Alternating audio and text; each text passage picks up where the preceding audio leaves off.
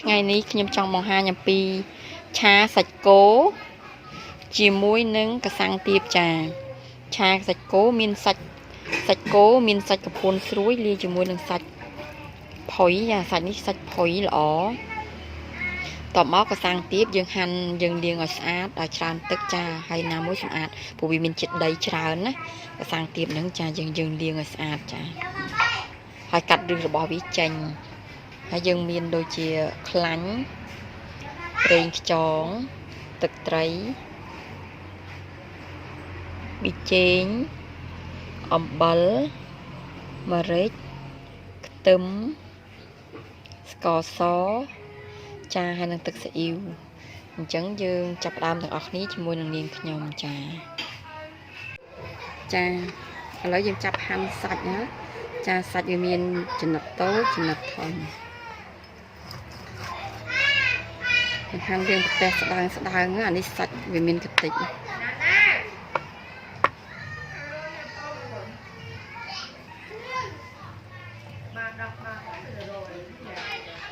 សាច់កពួនស្រួយ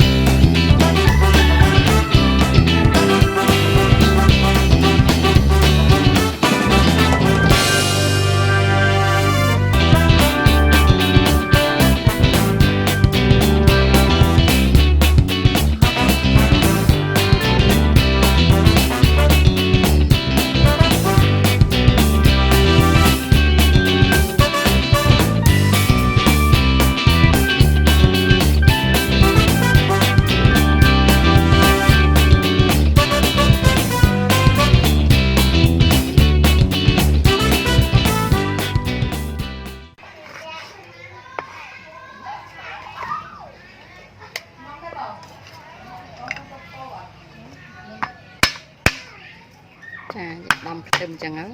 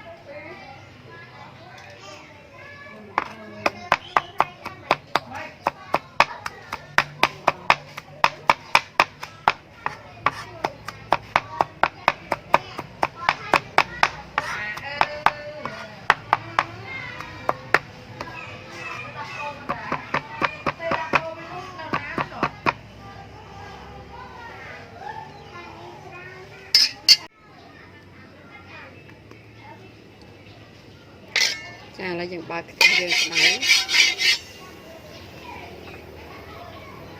ចាតោះមកយើងដាក់ប្រេងឆាយើងអញ្ចឹងទៅអូខេ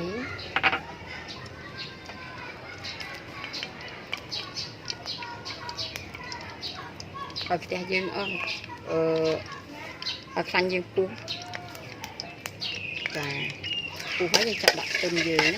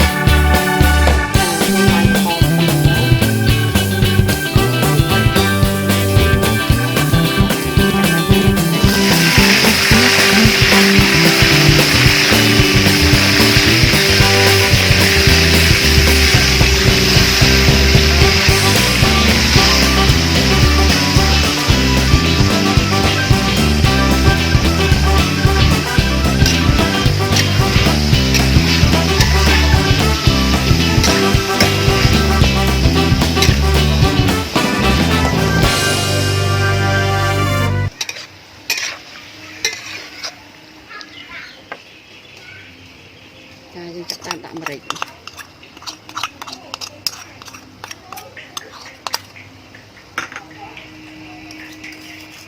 cha và chế mới gặp ria chẳng chứ mình gặp ria chung có muối ria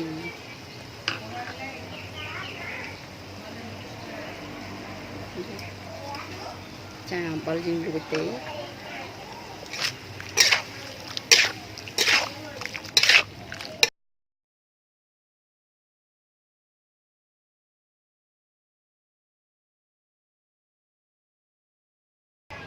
ตอนมาอย่างนับปรีจ้องจ่าตระปราปรีจ้องมาดึงจาน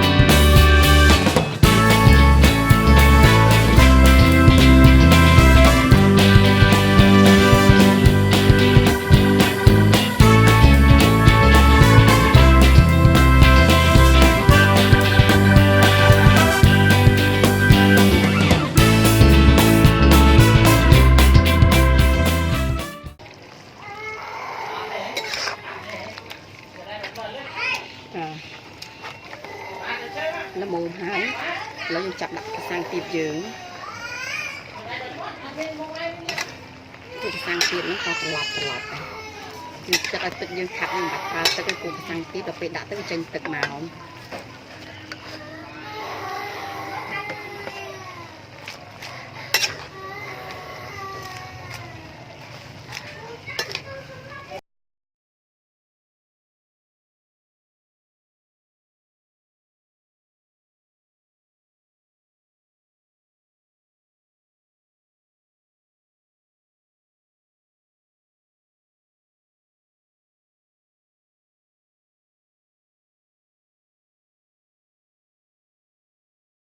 con tạm được tràn máu